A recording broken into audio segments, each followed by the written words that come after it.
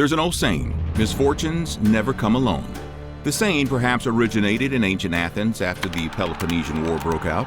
With Spartans seizing the city, everything that could go wrong for the democratic city did. The plague, the blunder at Sicily, and the power vacuum formed after the death of Pericles were just the highlights of all the misfortunes Athens endured before imploding and then surrendering to Sparta and the Peloponnesian alliance.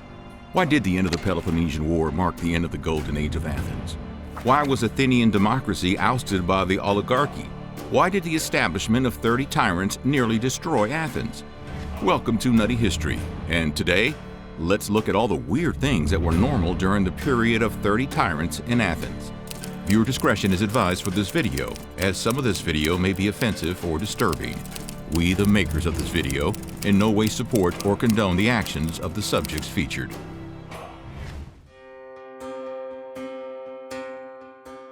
During its golden age, Athens was quite proud of its unique democracy and its long range. But in the year 404 BC, democracy was repealed in Athens in the favor of oligarchy, as per the terms of surrender after the end of the Peloponnesian War. Sparta entrusted the 30 to write and establish a new constitution for the city, but that turned out to be an utter disaster. This is when the word tyrant becomes associated with cruel and oppressive rulers who seize power unconstitutionally and by force.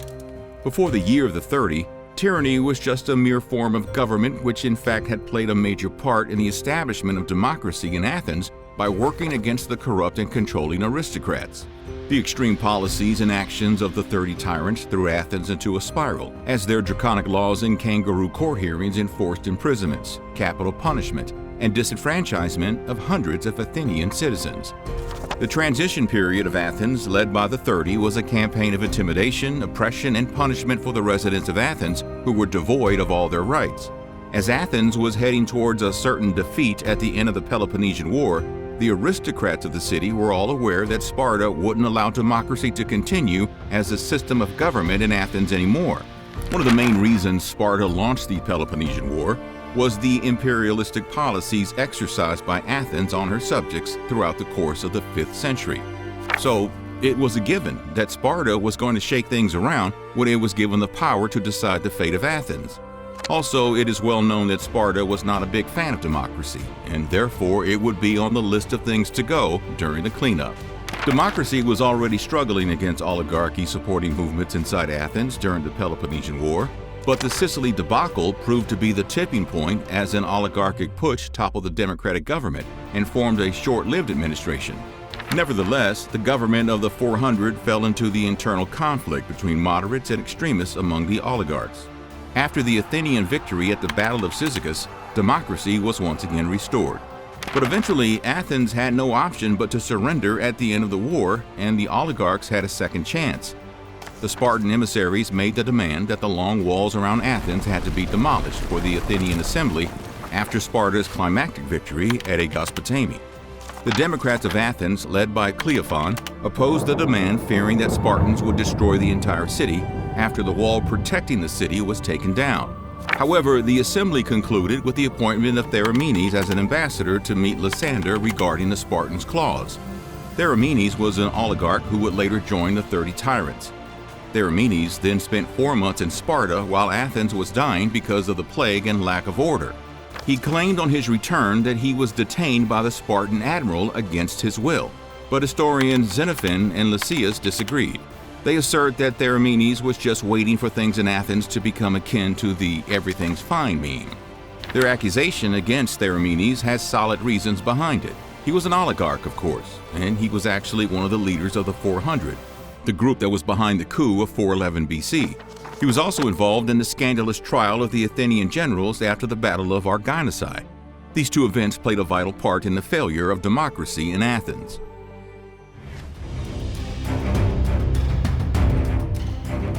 The violence between oligarchs and democrats began soon after Athens' defeat.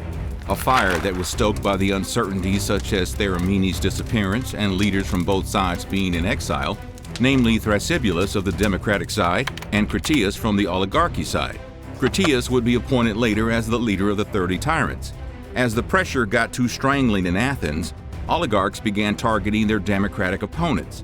people who would undoubtedly attempt to preserve democracy and block the opportunity for the oligarchs. CLEOPHON, the loudest voice of democracy in Athens, was the first victim of this revival of violence. Arrested on false charges, CLEOPHON was tried by a court of oligarch sympathizers and condemned to perish after his indictment. This was a clear sign that oligarchs were stronger in numbers in the Athenian council and democracy's days were numbered. Soon after, oligarchs arrested many democratic leaders under the accusation of treason and conspiracy and imprisoned them. With the other side out of the way, oligarchs wasted no time in having Theramenes back with peace terms and accepted all Spartan demands, including the installation of the 30 tyrants as the new government. Imprisoned Democrats were condemned to perish, and with them the city's democracy was sacrificed too. Athens back then had no police force, and any citizen had the right to prosecute another for a crime. Under the Athenian democracy, citizens were actually encouraged to act as accusers when they were in the right to do so. The state would even pay volunteers who would invest their time in playing the role of an accuser, which was very much like a public prosecutor or district attorney. So naturally, there were people who made money doing this, and not everybody did it the right way. There were sycophants who exploited the loopholes in such a system. When oligarchs took hold of the power in Athens after the rule of the 30 tyrants was installed, sycophants were persecuted using their own methods against them.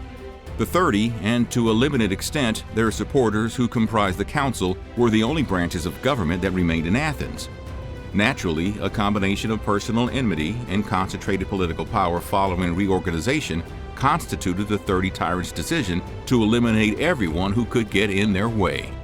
The next target on the 30 tyrants list were the resident aliens. Just like how Nazi Germany persecuted the Jewish community for being the most prominent contributor to the economy, 30 tyrants targeted medics or foreign residents of the city for becoming extremely wealthy. They were victimized despite the fact that they were providing the most revenue in the form of direct taxation. Along with taxpayers, the 30 tyrants also targeted tax collectors, taxiarchs, and strategoi, and many more for opposing peace with Sparta. This resulted with almost 1,500 residents of Athens receiving capital punishment, and not every one of them got a proper trial. Many more residents were either exiled or voluntarily fled from the city. A lot of these refugees would join hands to form a rebellion to bring the downfall of the 30 tyrants.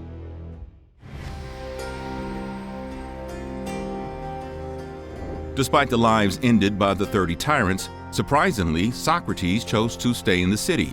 Due to his association with 30 tyrants leader CRITIAS, who was Socrates' former student, the philosopher's role in Athens has been questioned by many contemporaries and historians. There is no account stating Socrates ever supported Sparta in the Peloponnesian War. In fact, it is a fact that Socrates fought for Athens during the war, but it is also true that Socrates was critical of Athenian democracy. Still, his possible involvement with the Spartan-backed 30 tyrants seems surprising. However, Socrates did famously characterize democracy as the rule of the unwise, corrupt mob. He blamed the democratic herd for pursuing pleasures only like a child in the candy store. In light of his views about democracy, his continued stay in Athens during the 30 tyrants, and many of the tyrants being his former students, turned Athens against the philosopher. People began to see his teachings in a new light of scrutiny. Meanwhile, the internal fracture among the 30 tyrants after the bull resulted in Critias ordering the execution of Theramenes and making Asti of Athens available only for the 3,000 oligarchs. All other citizens were asked to relocate elsewhere in Attica. This segregation further strengthened the rebellion army at Phyle under the leadership of Thrasybulus. The Spartans sent an armed garrison to defend the city, and the 30 tyrants offered the seat of Theramenes to Thrasybulus as a reconciliation, but Thrasybulus kept on marching towards Athens. The 30 tyrants then attacked the rebellion at Monotia Hill, but Critias fell in the battle along with Hippomachus. This forced the remaining 30 to flee, and Thrasybulus sieged the city. Spartans pulling the plug on the life support of oligarchy was the last nail in the coffin. The Athenians then took care of many tyrants under the ruse of a conference to negotiate settlement, while others were hunted and disposed of according to Isocrates. Democracy was born again in Athens like a phoenix from the ashes. Did you enjoy learning about ancient Greece? You can find more videos on their nutty history on our channel. Don't forget to subscribe and like for more videos like this in the future.